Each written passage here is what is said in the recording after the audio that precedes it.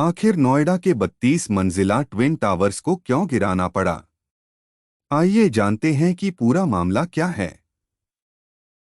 28 अगस्त को दोपहर 2:30 बजे नोएडा के सेक्टर 93 ए दोनों टावरों को ब्लास्ट कर गिरा दिया जाएगा। इसके लिए सभी तैयारियां पूरी हो चुकी हैं। 32 मंजिला इस इमारत को गिराने के लिए विस्फोटक लगाने का काम भी पूरा हो चुका है। नोएडा के सेक्टर 93 ए स्थित 40 मंजिला ट्विन टावरों का निर्माण 2009 में हुआ था। सुपरटेक के दोनों टावरों में 950 से ज्यादा फ्लैट्स बनाए जाने थे। सुप्रीम कोर्ट के आदेश के बाद इन टावरों को गिराने की कार्रवाई की जा रही है। दरअसल इन टावरों को निर्माण शर्तों का उल्लंघन हुआ है। इसमें 633 लोगों ने फ्लैट बुक कराए थे, जिनमें से 248 रिफंड ले चुके हैं। 133 दूसरे प्रोजेक्ट्स में शिफ्ट हो गए हैं, लेकिन 252 लोगों ने अब भी ट्विन टावर प्रोजेक्ट में निवेश कर रखा है। क्या है पूरा मामला, आइए जानते हैं पूर्ण विवरण और तारीखों के साथ। साल 2014 में नोएडा प्राधिकरण को जोरदार फटकार लगाते हुए इलाहाबाद हाई कोर्ट ने ट्विन टावर को अवैध घोषित करते हुए उन्हें गिराने का आदेश दे दिया था। हालांकि तब सुप्रीम कोर्ट ने हाई कोर्ट के आदेश पर रोक लगा दी थी। बाद में सुप्रीम कोर्ट ने भी इसे गिराने का आदेश दिया।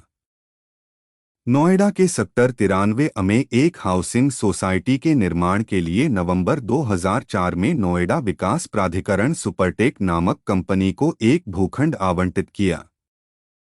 2005 में न्यू ओखला औद्योगिक विकास क्षेत्र भवन विनियम और निर्देश 1986 के तहत भवन योजना को मंजूरी मिली, जिसके तहत कुल 14 टावरों और एक शॉपिंग कॉम्प्लेक्स के निर्माण की मंजूरी दी गई। सुपरटेक लिमिटेड कंपनी ने नवंबर 2005 में एमराल्ड कोर्ट नाम से एक ग्रुप हाउसिंग सोसाइटी का निर्माण शुरू किया। 2006 जून में सुपरटेक को उन्हीं शर्तों के अनुसार और अतिरिक्त जमीन आवंटित कर दी गई। फिर दिसंबर 2006 में 11 फ्लोर के 15 टावरों में कुल 689 फ्लैट्स के निर्माण के लिए प्लान में बदलाव भी किया गया। सन 2009 में सुपरटेक ने नोएडा प्राधिकरण के साथ मिलकर ट्विन टावर का निर्माण शुरू कर दिया। ये दोनों T16 और T17 नाम के एपोक्स और केयाने टावर थे।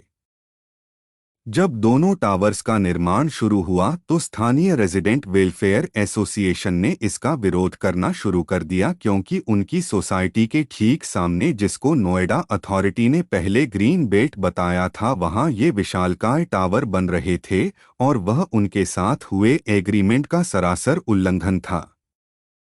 जब ट्विन टावरों के निर्माण शुरू हुआ तब अग्नि सुरक्षा मानदंडों और खुले स्थान के मानदंडों का भी उल्लंघन किया गया।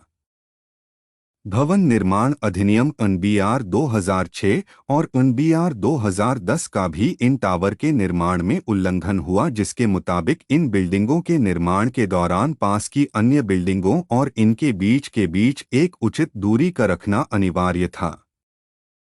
नेशनल बिल्डिंग कोड 2005 अधिनियम के मुताबिक ऊंची इमारतों के आसपास खुली जगह का प्रावधान है। टावर T17 से सटे खुली जगह लगभग 20 मीटर की दूरी होनी चाहिए थी, जो कि 9 मीटर से काफी कम रखी गई।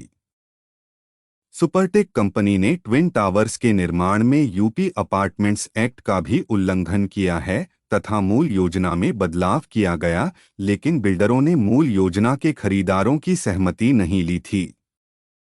तक हाई कोर्ट में मामले की सुनवाई चली और इसके बाद 11 अप्रैल 2014 को हाई कोर्ट ने विवादित टावर ध्वस्त करने का आदेश दिया। इतना ही नहीं, कोर्ट ने आरोपी नोएडा अथॉरिटी के अधिकारियों के खिलाफ कार्रवाई की बात भी कही। इसके बाद हाई कोर्ट के फैसले को सुप्रीम कोर्ट में चुनौती दी गई। सुप्रीम कोर्ट में करीब 7 साल तक पूरा मामला चला और 31 अगस्त 2021 को कोर्ट ने सुपरटेक को बड़ा झटका देते हुए रेजिडेंट्स के पक्ष में फैसला सुनाया। कोर्ट ने 3 महीने के अंदर दोनों टावर को ध्वस्त करने का आदेश दिया।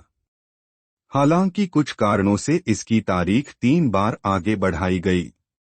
परंतु अंततः 28 अगस्त 2022 को दोनों टावर को ध्वस्त करने का आदेश पारित हो गया।